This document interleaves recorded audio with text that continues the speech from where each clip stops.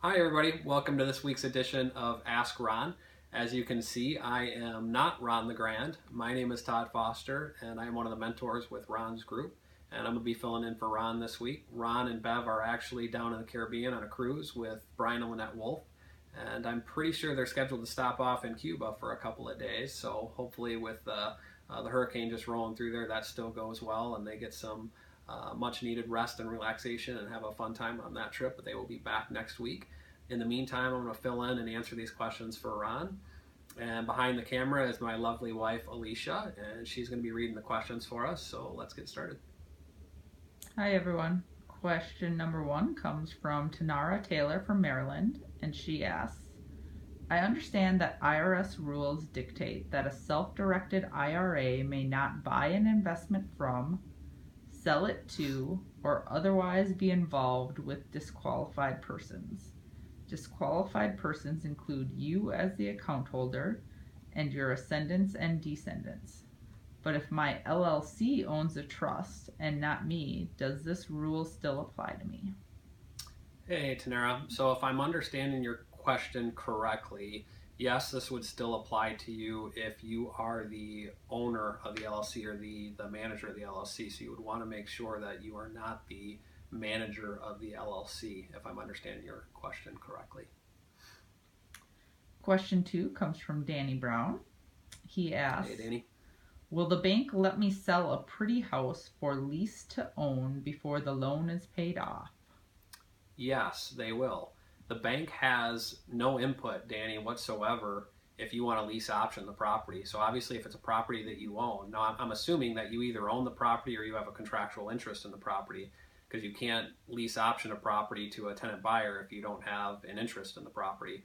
So you either have to own it or you have to have it under contract with the seller on a lease option. So once that's done, yes, you can lease option the property to a tenant buyer, and you do not need the bank's permission to lease option the property. We do it all day long, and there's no issues with that whatsoever. Question 3 comes from Jodi in Georgia. She Hey, asks, Jodi. I talked to a seller of a free and clear house, and they are open to selling on terms. Okay. They are in their mid-60s and want me to come to their house and talk numbers instead of on the phone.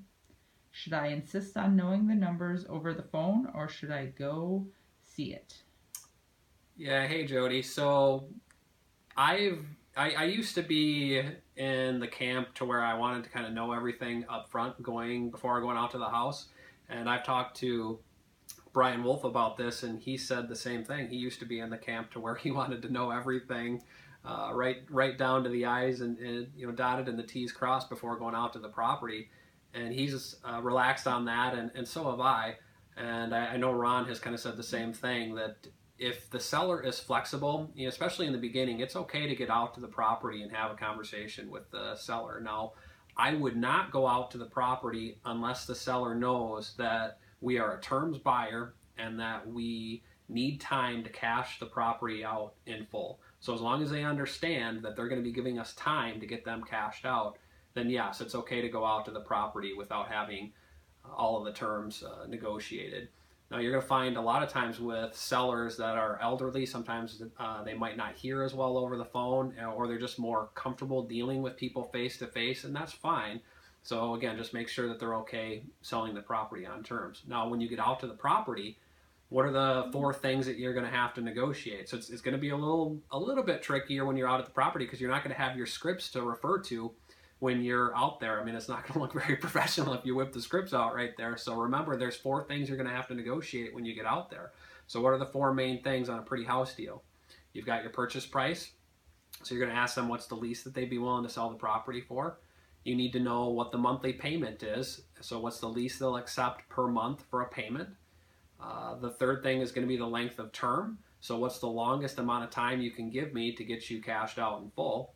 And then the 4th thing is the down payment. So may I assume you'll sell with nothing down, is the way Ron likes to phrase it.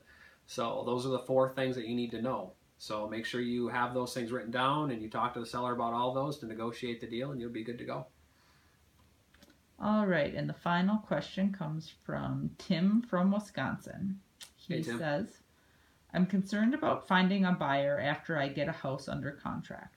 If the tenant buyers have bad credit and can't qualify for a loan, how likely is it that they'll have a good sized down payment?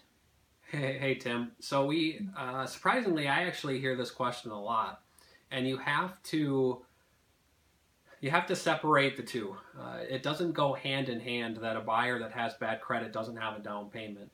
There's plenty of people out there that have poor credit but have some cash saved up, and those are the people that you're looking for. You are looking for a tenant buyer that needs time to fix their situation. Now, is every tenant buyer or everybody that calls going to have money? No. The fact is, a lot of them aren't going to have money, but you're always going to be pre-screening these people. Now, you need to know the two main things that you're going to be asking these buyers when they call you is what's the most you can put down on the property and what's the most you can pay per month. And as long as they give you acceptable answers to those two questions, you've got somebody that you could potentially work with. So, yeah, don't confuse the two and think that just because they have bad credit that they don't have money saved up, because those two do not go hand in hand. All right, I think that's the last question. So tune in next week, guys. Ron should be back, and hopefully he'll give us some insights as to what it's like down in Cuba. And so stay tuned next week for that.